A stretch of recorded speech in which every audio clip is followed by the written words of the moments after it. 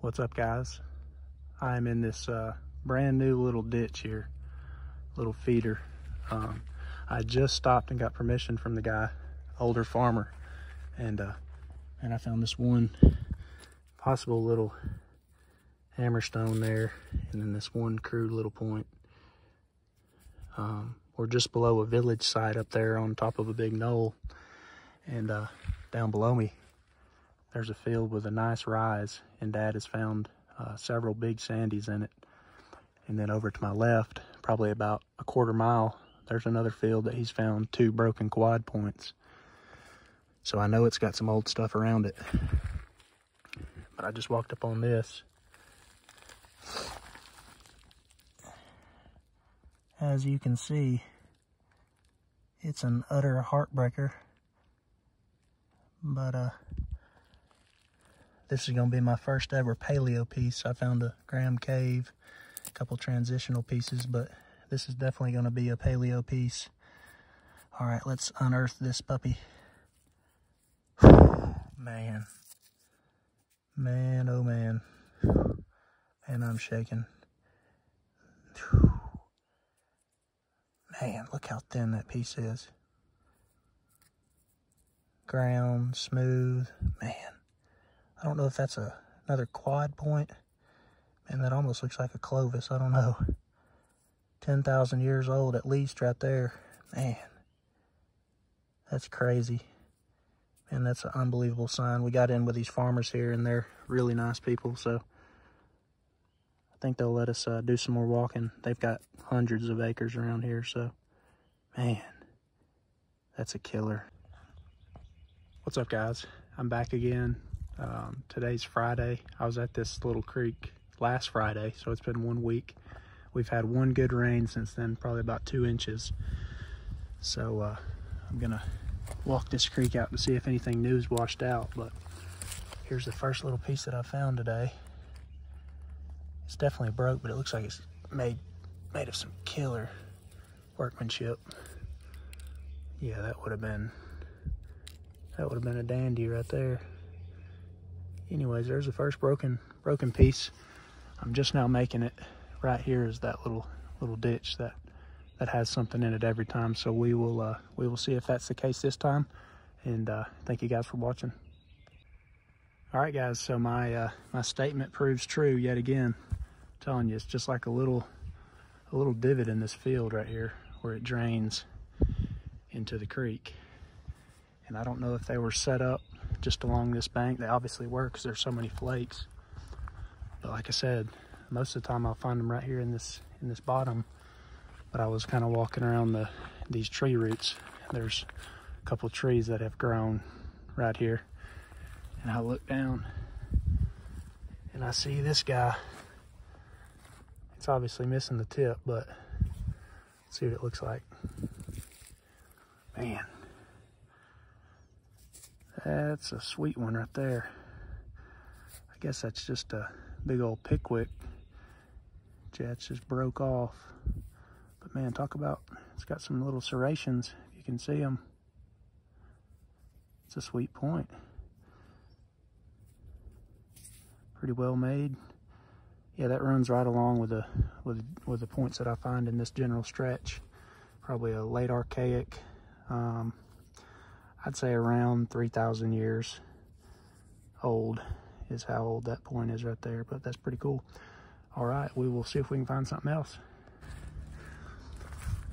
All right, there wasn't anything left at that creek, but I'm starting to trek over to the honey hole. It's about a 2-mile walk. I'm probably a half mile in, so pretty good walk over there, but hopefully there's something over there to show y'all. All right, I'm about halfway over to my honey hole.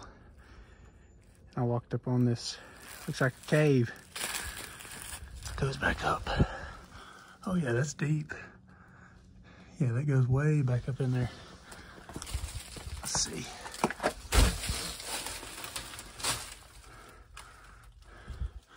Yeah, I guess it just kind of ends right there, but you can see an egg of some sort right there, probably a big vulture or something. But it could go back up in there, but it'd be a squeeze.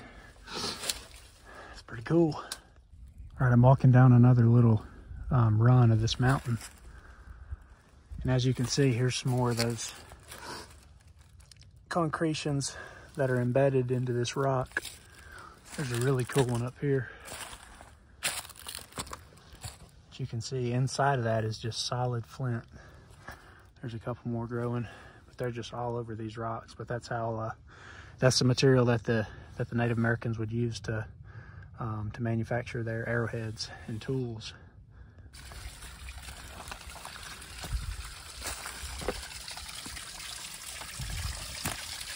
My own little private waterfall.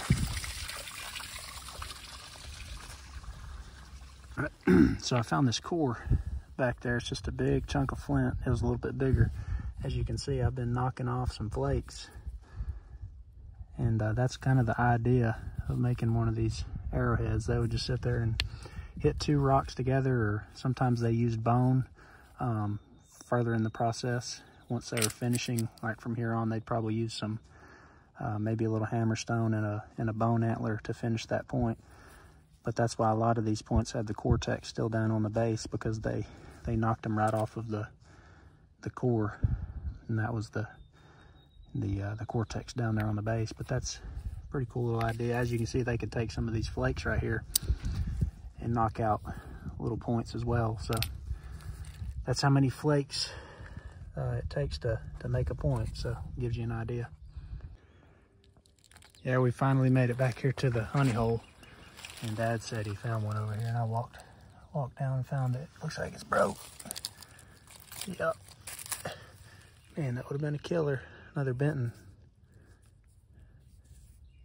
We find tons of those back here. Matter of fact, I will show you all the points that we found right now in this, probably a square mile of this general spot. All right, so we're just down, or up, I guess, from our little dig spot over there. And I saw a bunch of these little flakes right here on the bottom. So I looked up here on the bank.